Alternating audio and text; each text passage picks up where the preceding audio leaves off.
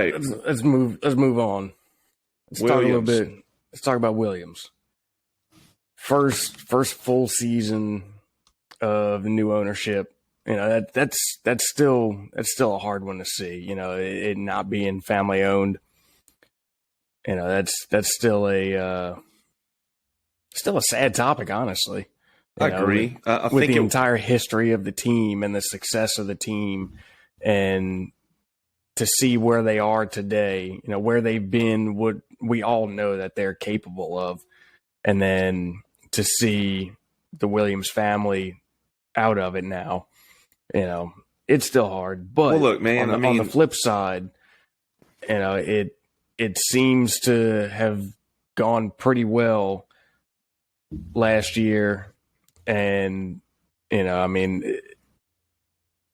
from where they were in 2020 and previous seasons to how they finished out last year, clearly the ownership change did not hurt them. I think there's a certain expectation when you have a change like that there's going to be, growing pains and learning and all kind of things that are going to affect the performance of the team. But I think we saw quite the opposite. Yeah, look, Formula One has evolved so much and really got away from what Williams did exceptionally well. And that was just build race cars out of a garage. You know what I mean? Mm-hmm. Like for lack of a better term, right? Right. Yeah. Like our guys are smarter than your guys.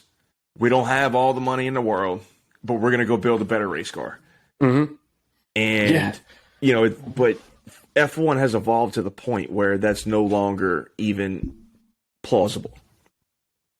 Right. The money the small teams of F1, as long as it continues like this, will not win. Mm-hmm. I'm not saying they won't win a race, but I mean, Won't they're win not a going world to championship. they're not going to win a championship. They're not going to be consistent threats to win races. Yeah. I mean, that's just the nature of it. I know that's what this cost cap is trying to help fix. I just still don't know if I don't know what it's going to do. It might tighten up the field some. Yeah. But let's not even act like that's even going to I don't know. I mean, you're talking about over the course of a race having to close down over a minute and a half of time. Yeah. From the majority of the field. I mean, this year you had Ferrari nipping at the heels of the Red Bull and the Mercedes sometimes. Mm-hmm. Same thing with the McLarens. And everybody else was typically a lap down. Mm-hmm. So are these cost caps really going to, they're going to bridge close that gap? down that kind of gap? No. No. They're just not. No, but it's what it might kill. I want to say it's just the innovation of the things like the DOS or just the different little things like that. These extra little projects, these extra little behind the scenes things that you may not even know about, and it just makes the difference. Back in the day, the McLaren braking system with the two pedals. Right. Which, I mean, look, that turned out to be a super cheap thing. Mm-hmm. But just that kind of innovation, that kind of thinking outside the box. Oh, yeah.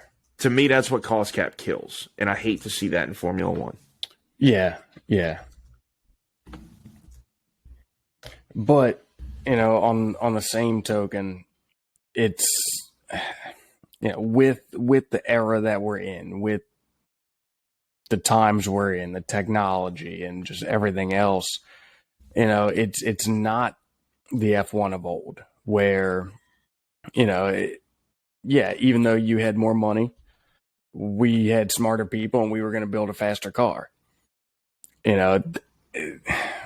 That's not necessarily how it works anymore. It's pretty much all money based, so the cost cap is going to cause some things to change or not happen, or certain innovation, but I feel like it's a step in the right direction for the era we're in now. Maybe. Yeah. We'll see after this year, I guess. That'll be a fun episode to dive in and see how all this played out. I'll tell you this, Mercedes ain't going to be throwing 7 engines in their car next year. No, they will not.